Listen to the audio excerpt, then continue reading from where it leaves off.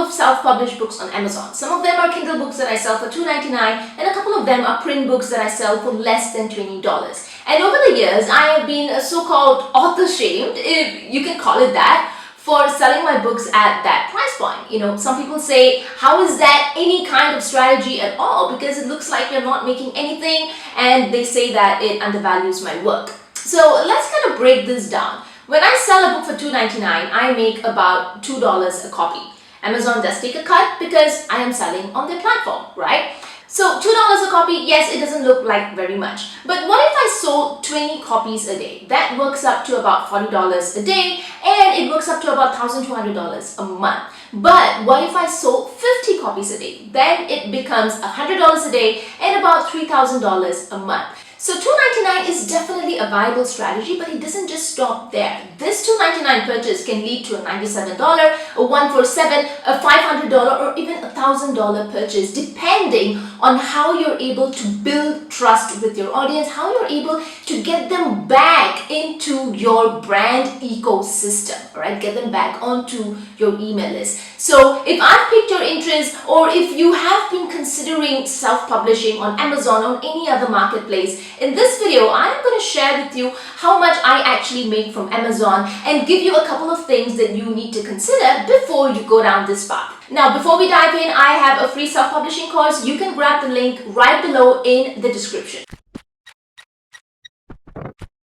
Now, let me show you behind the scenes of how Amazon is working out for me, how my first book made, and how much I have made this month. So I am in my KDP dashboard. KDP is the Kindle Direct Publishing dashboard, and I am in August 2017. For royalties, this is where I am within my dashboard, and this is the first month where I published the 1 hour content plan. So no other books, the very first time I'm publishing. Okay, so it's broken up into ebook royalties and paperback royalties, and for that month it was it basically breaks it down according to the different marketplaces that your book has been published in. All right, so let's just look at Amazon.com. So this would be the royalty for that month. Okay, so if you then go ahead and take a look at September 2017, all right, it's still doing very well because this is the first month that the book is published. I think I published it late in August, so I think it was mid-August that I published it. So it was still being found by my list, my email list, and it basically, you know, the word just spread from there. So the next month it did pretty well. So this is total royalty, all right, and it's about $3,000 odd, all right. Since then, I've added more and more books, and let's take a look at December 2020, all right. So as at the time that I'm recording this video, it's early Jan. So December 2020, this is the ebook royalty, this is the paperback royalty. You don't see a total yet because the accounts haven't really been closed in that sense. You always only get paid 2 months after that particular month. So for December, I'll only be paid in I believe end of Feb, or is it March? All right, I always get the months confused, but that's the reason why you don't see the royalty here. So like I said, I'm recording this as of early Jan, which is why you don't see it here, but roughly you can estimate, right? So paperback royalty, ebook royalty, this is just for one marketplace, which is Amazon.com. The other marketplaces will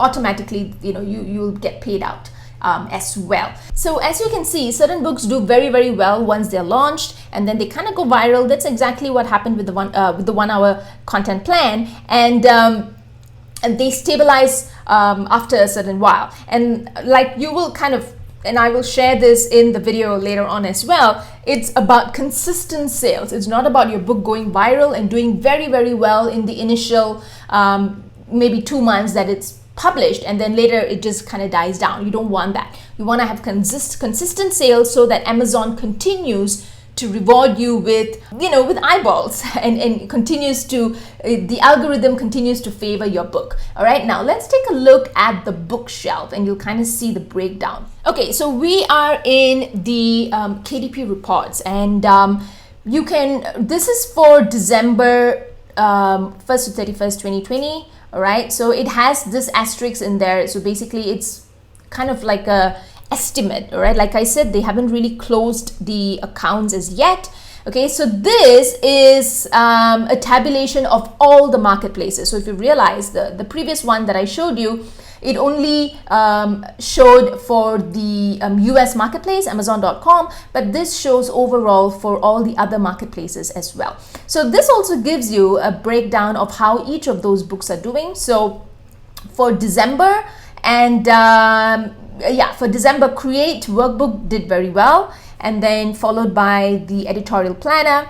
1 Hour Content Plan continues to do well. Why is it in two different breakdowns? Because one is the ebook, one is the paperback.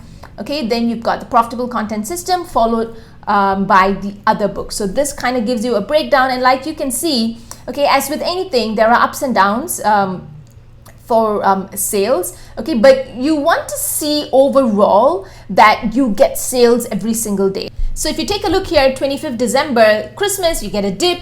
Then Christmas Eve, you're gonna get obviously a dip as well. Okay, but apart from any kind of special holidays and stuff like that, you want to see pretty much consistent sales that level up over time. So I hope that gave you an idea of how much it's possible to make out of self-publishing on Amazon. There are lots of authors who have been doing this for a lot longer than I have, who have self-published a lot more books than I have, who have a bigger platform as well. And they make a lot more from self-publishing on Amazon, all right, from maybe 20 or 30 books for that matter. So what are the things do you need to consider before you self-publish? The first thing to note is that it is not free. This is like the biggest myth out there. People think that it's free to self-publish. So yes, obviously it's technically free in a sense that you don't really need to pay Amazon to get your book out there. Amazon just takes a cut from the sale of each book, but before that you don't really need to pay Amazon anything in terms of a setup fee or anything of that sort. So it's free in that sense, but if you want your book to have a fighting chance, you would want to invest in a couple of things, all right, like editing, formatting, getting a solid book cover. You would need to hire a designer for that. Not all of us have strengths in these areas. So I do hire out for my book cover, I do hire out for my formatting, I also hire out to get help for my editing. It doesn't mean that I'm spending $1,000 on my book cover. I still bootstrap, I still try to minimize costs wherever I can. But even if it's a little bit of money, if you spend that money on each of these components, it is going to pay you back, I don't know, twofold, threefold, way more than that. So the first thing you need to consider before you think about self-publishing on Amazon or any other platform for that matter is your goal, right? Maybe you've heard me talk about this a lot, considering your goals and your intent. Because a lot of people self-publish for many different reasons, and there's no right or wrong whatever that reason might be. So for me, I went into self-publishing because I wanted to create a separate revenue stream, something that is completely out of my blog, right, or my site. I didn't want it to be dependent on the traffic coming to my site. I wanted to leverage the traffic that Amazon has, the immense marketplace that Amazon has. So that was my main purpose, to get a completely different revenue stream. Other people just want to do it because it's kind of good for credibility and for building authority. Maybe they network a lot, and having a book out there with that really prestigious orange banner tag that you can have to say that you're an Amazon bestseller. It looks good on your bio, it looks good on your site, it looks great when you're kind of sharing it with your clients and you're networking. Maybe that is their goal. That is a solid reason as well. Okay, for others, they use their books as a lead generation tool. So some of those books are really cheap, like 99 cents, or it might be even free. All right, the purpose of doing that is to generate leads, to get people to download those books for free, but getting them back onto their email list via some kind of a resource, a free resource or a download. So all of these are extremely viable reasons for why someone would want to self-publish. But if your goal is to kind of have this as a separate revenue stream or an income stream, then it's really important that you just don't stop at one book. All right, the authors that are really making good money from self-publishing did not stop at one book. The moment that first book is up, they are thinking about the next book and the next book and the next book. All right, whether it's fiction or non-fiction. Okay, so if you want to kind of get this to be a solid revenue stream, you need to keep publishing books. But it doesn't stop there. You also need to think about how you're going to get eyeballs on your existing books. So this is the very next point. What are you going to do to get ongoing marketing or promotion for your book? All right. Yes, you can run Amazon ads. A lot of authors do this on your own. I have a team that does this for me. You could do Facebook ads as well. This would allow people to get their eyes on your book months and months and months after you have published it, because the thing is, Amazon rewards consistent sales. So there's no point in having this huge spike of an influx of sales the moment your book goes live on Amazon and then it kind of drops to zero. You just don't want that, right? Amazon's algorithm rewards consistent sales. So even if you get 10 sales today, you want to kind of keep that up. So you could have 5 today, 5 tomorrow, 10 the next day, and then kind of stagger along those same lines, but you want it to be consistent.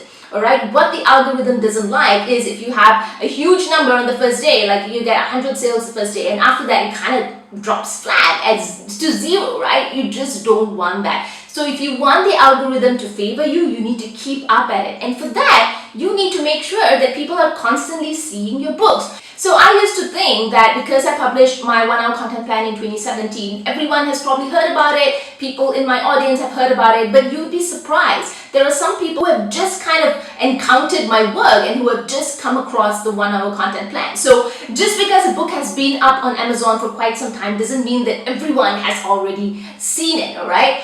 So you constantly need to work at getting eyeballs. So for me, whenever I'm on summits or podcasts, I make sure to find opportunities to share the book with new audiences. I make sure to weave that book into my existing trainings or existing content pieces. So if you've been on my blog or you've watched any of my other videos, I try to bring awareness to the books that I have on Amazon, because an Amazon purchase is how most people are kind of finding me right now. So that's their first purchase, and then they come back onto my email list and then they discover my other products, right? It could be my course, my profitable email system, or it could also be my membership, the Ad Business Academy. So I always try to get awareness to my Amazon books because it's really bite-sized offer, it's very low cost, and there's not much resistance for someone to say yes to that first purchase. So always think about marketing and ongoing promotion. Think about how you are going to get people to find your book way after you have first published that book.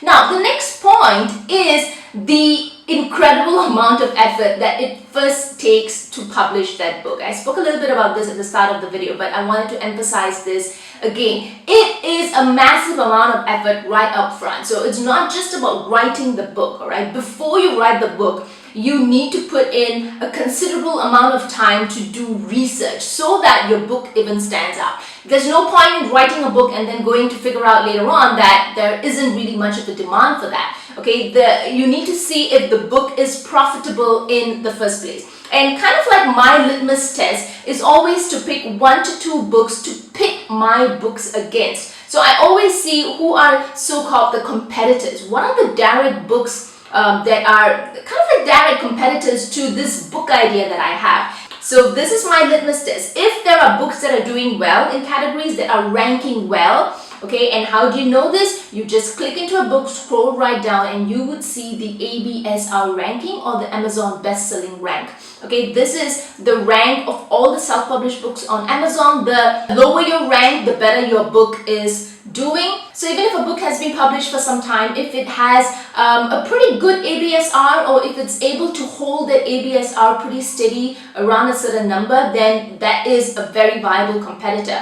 Okay, so it's not just about your skill set, it's also about the demand for that topic with the audience. It's also about what books are doing well. So this is something that you need to think about as well. Now, the next point to consider is how are you going to chart a pathway for people to find you on Amazon and then get them back into your brand ecosystem. Remember, Amazon is not going to give you a list of people who has purchased that book from you. So someone might purchase and then kind of disappear and you're not even going to know about them. And you don't want this to happen, because every reader is someone that you can nurture to go on to do business with you later on. Okay, remember, Amazon is just the first step and you don't want to kind of see it as the end game. It's just that one first transaction, and I have so many Amazon readers who have gone on to become really loyal friends and brand ambassadors who kind of spread my work and share my work with others. So I don't want to miss out on that opportunity of nurturing them further. So what I do is I always think about how am I going to get these people back onto my email list. So in any book that I have, and if you have any of my books, you will notice this, right? I have some kind of a free download or resource for people to subscribe to. And once they subscribe, I do have a dedicated nurture sequence and email sequence that kind of introduces them to my work, that talks more about the topic. And then from that nurture sequence, I lead them into other resources that are complementary to the topic of the book that they just read. So this does take some amount of work to get set up. The system has to be set up, but it's going to be working again and again and again. So the 1 hour content plan, like I said, it's my oldest book, but it's the one that gets me the most number of sales depending on the season. Okay, and a lot of those people find my work, go through my email sequences, and then now have gone on to purchase my Profitable Email System or my Ad Business Academy or any of my other books. So always, always, always think about how are you going to create a pathway to lead them back into your ecosystem. Now, the next point to consider is, are you going to be exclusive to Amazon, or are you going to be going wide or to publish your book on other marketplaces? So this is a discussion that goes on in lots of different author groups, right? People discuss being exclusive on Amazon, or they call it going wide. So you might use something like Draft to Digital, which helps to distribute your book to other retailers. You might use something like Barnes & Noble, or you might want to have your book on Barnes & Noble, or something like Kobo. There are lots of different retailers and marketplaces that you can self-publish, not just Amazon, right?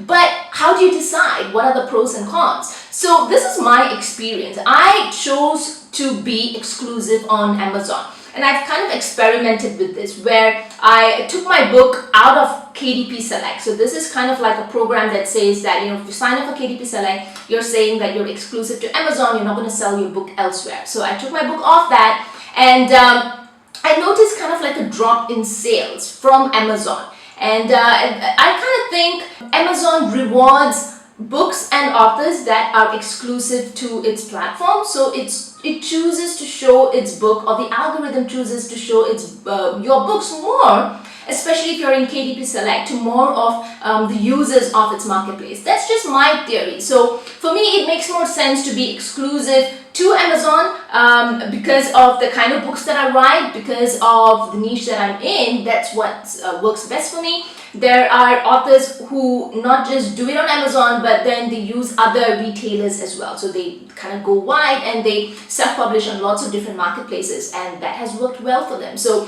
there's no hard and fast rule. You can try both things out, see which one works for you, but this is something that you need to consider as well. I hope you enjoyed this video. I hope it got you thinking about the different elements you need to prepare for if you are planning on self-publishing your book. If you are indeed excited and you're thinking about self-publishing your book, let me know in the comments. I would love to cheer you on. If you like this video, give me a like, hit the like button, subscribe to my channel, and I will see you in the next video.